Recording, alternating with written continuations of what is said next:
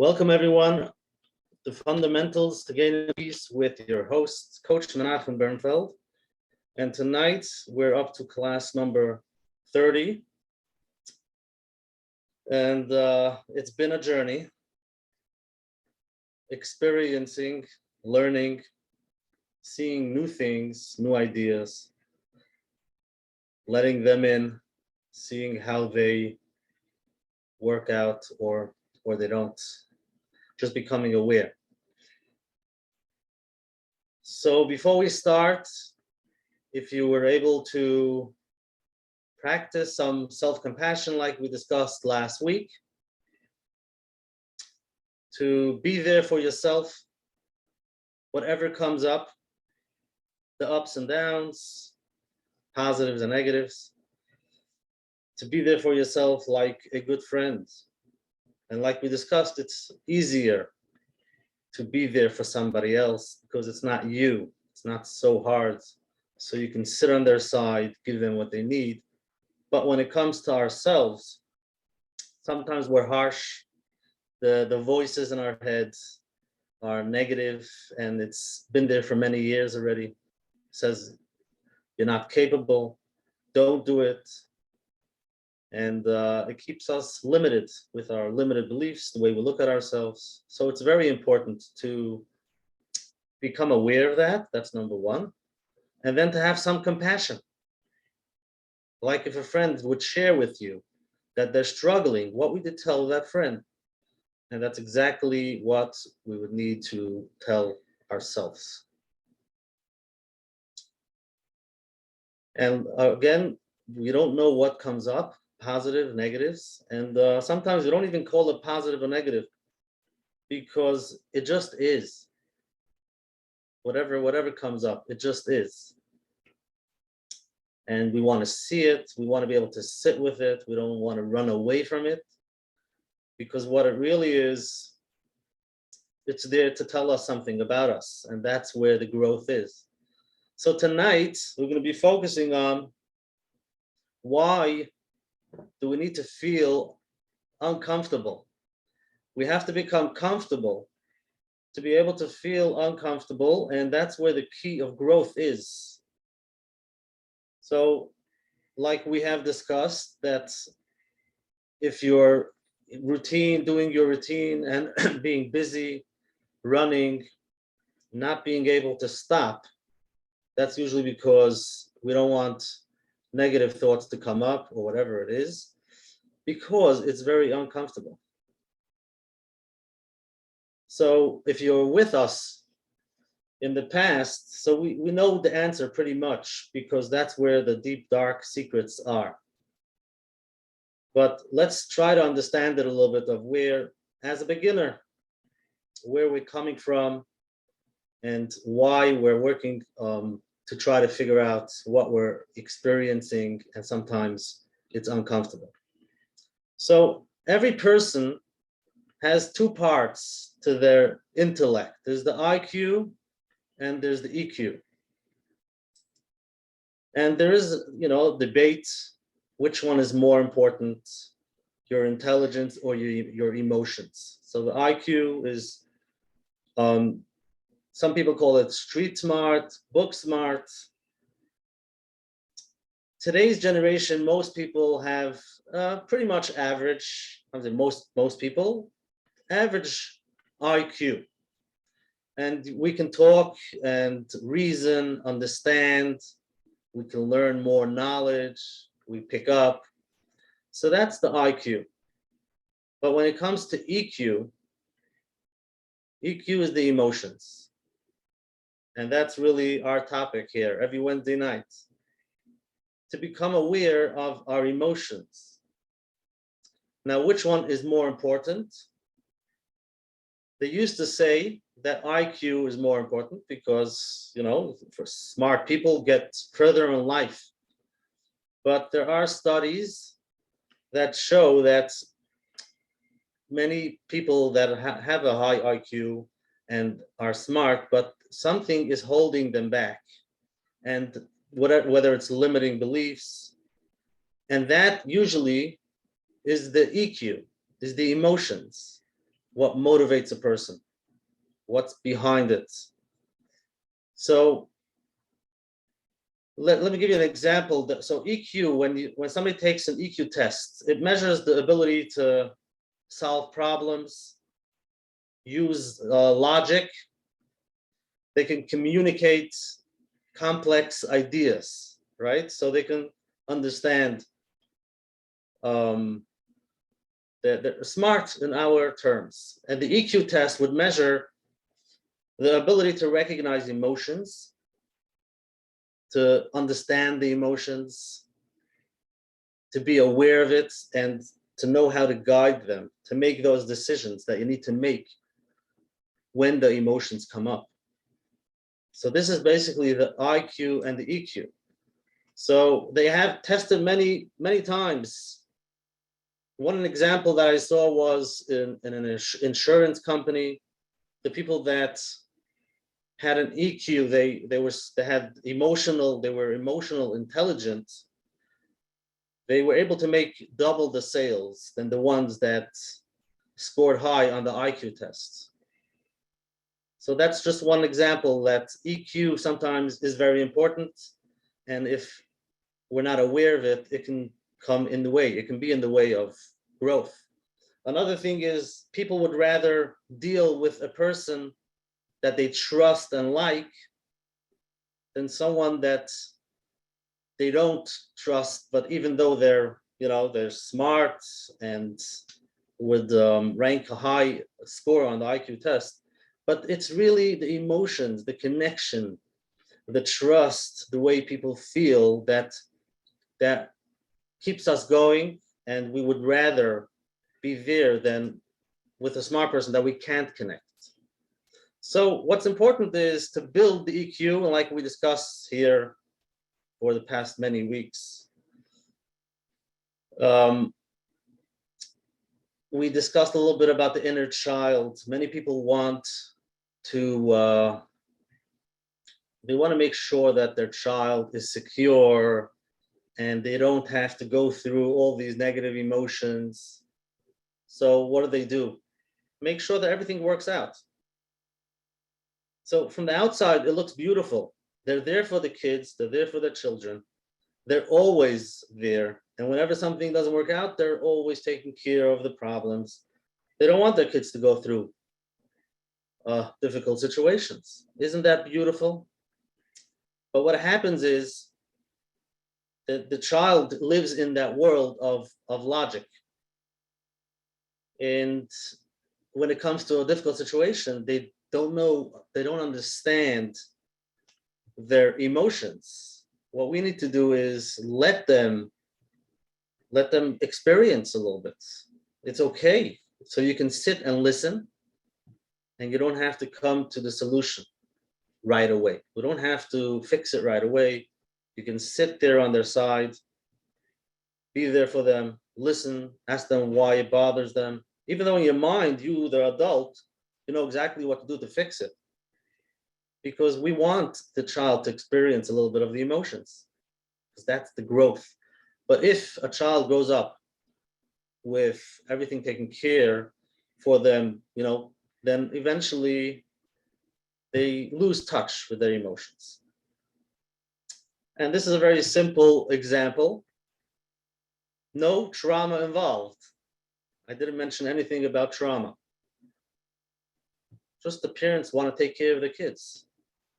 Isn't that beautiful? Now I'll go to the next step. When there's real trauma, then for sure they shut down the emotions. When somebody goes through a real negative, a real trauma, and it's too painful for them to experience, so they shut down. And they live on that logical world instead of the emotional world. And again, for even people who have not experienced real trauma, people who went through the journey of life, and we pick up, like we discussed many times, we pick up some beliefs from the adults in our life, teachers, friends, parents. And sometimes when we try to express our emotions, if it wasn't, if they didn't let, or if the parents didn't understand it, and they're solution oriented. So eventually we tell ourselves emotions are not accepted. So what happens is we shut down for many years, and then we accomplish in life. It looks great. There's a lot of people that they're successful. Their life is from the outside beautiful. Things are working out. They know exactly what to do when there's things come up, but they're not in touch with their emotions. And then for some reason, there's something missing, something inside of them, trying to figure out why is it that I'm so successful and I don't feel the positivity, I don't feel the enjoyment, I don't feel excited, I don't feel alive, because all of these words are associated with feelings.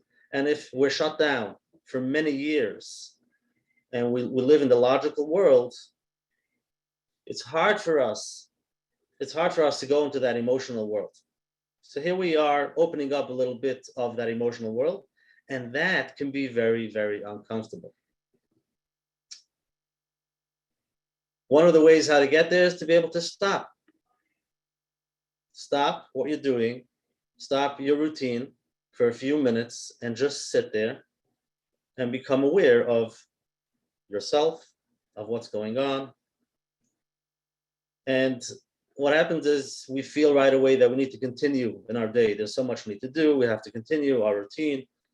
And there's something inside of us that pushes us away from it, because that's the uncomfortable feeling. So can we give ourselves permission to feel uncomfortable? And you do need the tools to be able to tell yourself, it's okay, I'm okay, nothing is going to happen, let me just feel. So, and slowly we go into the emotional world. We learn about the emotions, understand, to name it. What am I feeling? Why am I feeling that way? And that's uncomfortable. So we become aware of our surroundings, become aware of what's going on in our world, and we start becoming aware, more important, about ourself. And that's the self-awareness. We stop looking around, stop pointing fingers, close your eyes, and start looking inside. Where am I? What do I want? What am I feeling? And many times the answers are not what we want. And that's usually why we keep on going. We're running away from it. You might become aware of a certain area in your life that's not working out the way you want. So why should I stop and think about it? It's so painful. So we believe if we don't think about it, then it's not going to be controlling our life. And like we discussed in a different night, that suppressing our emotions, we think it's put away, but really deep down, that's what controls us. So we do want to become aware. So we become aware of our surroundings, aware of ourselves, what's bothering us, and that's the way we can slowly get to some maybe solutions, but not always. We're not really looking for solutions. We want to become aware so that we can let it go. To be able to let go, to do the breathing, let it come up and breathe. You let it come up and breathe. Let me give you an example of somebody looking for a job. So what comes up many times is that they don't want to be an accountant. Why? Because when they were in school, that teacher said, you're not going to be good with numbers. So they do something else. But really, there's something pulling that he would really want to be able to do it. He thinks he would be good with numbers, but there's something pulling him back and forth. So if we're not aware of the thoughts, the beliefs that we picked up, we're not going to go down that path. We're going to try to do something else, and then we're not going to be happy with what we're doing. But because really, you do enjoy numbers. Just you picked up a belief from somewhere else. If you can stop and just feel what's going on, and ask yourself, if I would be able to do whatever I want and nobody would stop me, what would it be? And see what answers come up. And slowly you become aware of, but I don't think I'm good with numbers. I don't think I'll manage. I don't think I'll be successful. And you feel it and you try to figure out why. Slowly, by becoming aware of those things, you can say, wait a second, is this belief something that's true? Maybe not. So we can start questioning. So this is just one example, but self-awareness is all over the place. You stop, you look around in different areas of your life, different relationships. It could be health, wealth, at work, coworkers, wherever it is. If something doesn't work, it does not working out, sit down and try to see what's going on. What are my feelings? Why do I feel that way? And slowly you become aware of things. And again, certain negative emotions come up. And to become aware of it, we have to be able to lean in when those negative emotions come up. Keep on going there. And again, it doesn't mean you have to sit with the negative emotion the whole day. You can do it a few minutes a day and then go on in your routine. You don't have to sit with it the whole time. But if you have a few minutes a day where you stop and you try to become aware, automatically you start tapping into the emotional world. And over there in the emotional world, there are ups and downs, things that are working and not working, and not always things make sense. And we would love to change certain things. We start feeling uncomfortable. And that's the feeling we're discussing over here. If we can learn how to feel uncomfortable, we can slowly go there. I call it the control center, the shadow, the negative parts, the places where we really don't want to go because of the negative emotions. That's really the control center. That controls pretty much our life, what we do, what we don't do. Why? Because I believe I won't be successful over there, and over here I will be. So I'm just trying to do what I think will work. We stay in the comfort zone, but we want to feel alive.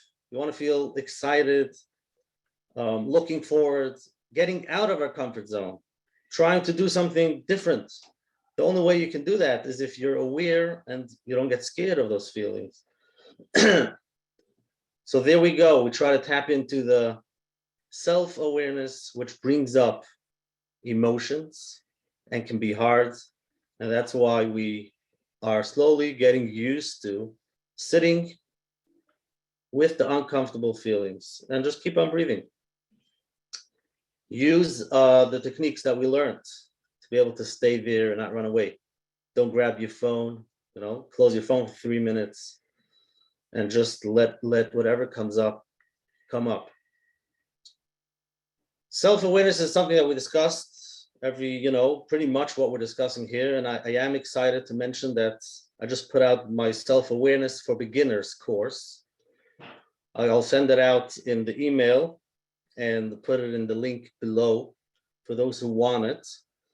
But basically, these are the ideas that we go through to understand why we don't want to go there and to help you with techniques, how to just become aware and not run away from it and actually feel excited to find those dark places, because that's where the growth is. That's where we can learn and grow.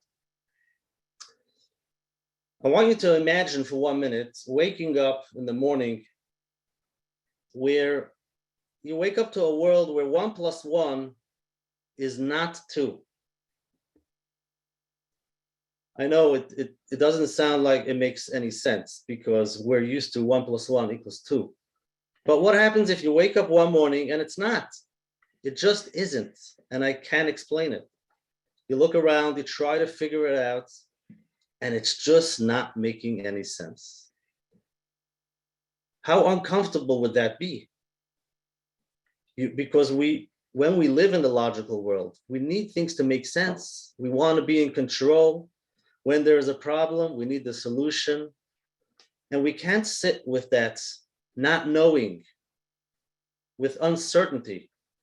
If we don't know how, we get uncomfortable. And there are many people in their life that they find themselves in a place where 1 + 1 is just not 2. Whatever area it is, it can be with chinuch, in shalom bayis, at work, and when they do stop and try to figure out what's going on, they're like, they don't know how to eat it. It's so uncomfortable. I wish I can fix it. And you sit, that's what it is. We sit in that place where we just don't want to face it. We don't want to feel it. We just want to go on. And not always is there a solution right away. And not always is there a solution. But what are we going to do about it? The first step is to just feel. It just feels crazy. I don't like the way it feels. Beautiful. Keep on breathing. Where does it come up? Where in your body do you feel it? That's it. Breathe into that part and breathe out. Stay there. Hold on tight. Don't run away. You can journal. You can write it down. For some people, it's easier. Write down the thoughts that come up. And whatever it is, just keep on writing for a few minutes. Whatever, if you feel, whatever, all your feelings. And just sit there for a few minutes. Now, again, it takes time. And if it's the first time you're hearing this, don't do it for too long. You do it for 2 minutes. And then you build, you go for 4 minutes, just to be able to sit in that place, in that space that we're opening up. Just doesn't make sense. It doesn't make sense. We're trying to figure it out, find a solution. How are we going to take care of this? And either we run away from it, we try to fix it, but we don't want to sit with it. But that feeling is what we're looking for. Just that space, open it up. It's okay. You can tell yourself you're okay. I understand it's hard. Be there, you sit there. And many times you have to go through the grief process. You want to be in denial. You don't want to think about it. But the only way how you can just slowly accept what's going on is if you let yourself. The emotions come up. It can be anger. It could be anger. Let it come up. Because you thought you're not angry, but really deep down, you're very angry. Because you didn't want that to work out that way. Your child comes home and he says, I'm not going to school anymore. Like, what in the world? So many parents would say, it's not a discussion. It's not a discussion. But what we're learning is, take a deep breath. That's a hard one. So if you're not ready to do it right away, to sit and discuss it right away, tell them, listen, I'll be back in 10 minutes. We need to talk about it. That's okay. That's okay. And eventually you sit down and say, tell me more. Tell me more. What are we not aware of? And try to figure out. Again, don't look for a solution right away. Just let them talk. And the same things when we come up with these things. We're not always capable or available to listen to ourselves. So if you can't do it, you're in a rush or you're overwhelmed, don't do it then. But if you have some time, quiet, and you're ready to listen to yourself, spend some time and say, what's going on? What are you feeling? Tell me more. And write it down. The solution we'll discuss tomorrow, but first listen. Just be able to listen. And like we started off in the beginning, a parent wants the child to be safe, shouldn't have to go challenges. But what kids have to see that the adults have the same ups and downs. Do they see that their father and mother have sometimes a hard day? Do they talk about it sometimes? It could be very hard. So the adult wants to be a role model and show that no matter what, we keep on going. So what's the message? Message is emotions not really accepted. They need to hear the adults have something that's not working out, and you can talk about it. Again, you need a balance. You can't just break down and just show your kids that you're losing it. Obviously, you have to keep yourself together, but there should be that discussion of the ups and downs. Something didn't work, it did work, how I felt, And I'll see what happens tomorrow. I'll see. We'll see if it'll change or not. So the kid sees, wow, okay, he's talking about the vulnerability. We discussed it before, our kids don't really hear it from our parents, from the teachers, to be vulnerable. So again, you have to know how much to be vulnerable, because you can't air your laundry in front of your class. But so once in a while, you can discuss, you had a chasna last night and you're tired, and you need your coffee, you didn't have your coffee. So you're talking about today, I'll try. It's a little bit harder for me. So kids see it. Again, you should only do it if you have control in class. If you didn't gain any control in the class yet, don't start over there, please. But whatever the story is, we want to learn how to sit with the emotions, how to let it come up, feel it, not be so scared. Let's lean into that uncomfortable space with the techniques that we learned. It can be positive affirmation. Tell yourself, I am okay. Yes, I know there's a lot of negative things come up, but I'm okay. It's fine. I can feel this. Whether it's breathing, you can write it down, whatever it is to help you. And if it gets a little bit hard, it's okay. You can stand up and leave. Don't be harsh. You'll come back tomorrow. You'll try it again. And slowly it builds up. So that's pretty much the answer for today's question of why we will want to tap into those uncomfortable feelings, because that's emotions, and the positives are there too. Start building a positive list while you're dealing with the emotions. Start seeing the positives. Negatives, positive, that's okay. Make a line in the middle of the paper and write positives on one side, negatives on one side, and just write them down. Become aware. So that's it for tonight. If anyone has questions, feel free. You can ask live or put it in the chat. And keep on practicing some self-compassion, the breathing, sitting with what comes up, no matter whatever it is, just for a few minutes every day. Listen to those voices. See if they're positive or negative.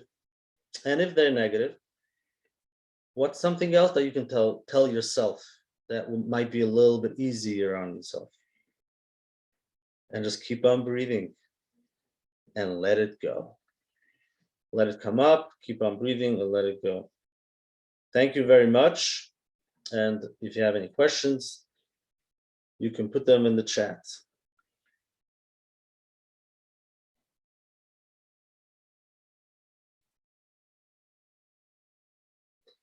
A good question. What do we do if the negative emotions pulls us down?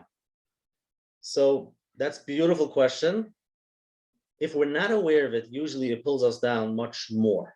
We could be walking around the whole day in a daze. What we're trying to do is become aware of what the emotion is and sit with it, so we can slowly let it go, and it becomes easier. It doesn't control our life. So this is the work that we're doing. If you want to ask a question, I can unmute. You can raise your hand, or you can put it in the chat. Or you can just give me some feedback. Let me know how you're feeling. How did you feel before the class? And how do you feel now? Any changes? What comes up? Beautiful. I'm always aware that when I think positive things will come up, there's always some negatives coming up too. And I'm happy about that, because that's part of the process. We're letting things come up. Beautiful. Okay, thank you very much. Thank you all for coming tonight. You should have a great night and a great week. Practice what works for you. Be there for yourself. And for those who want the recordings, it's available on menachembernfeld.com. On the top left, we have all the recordings. And don't do it all in one night. It takes time, one at a time, slowly. Have a good night and have a good week.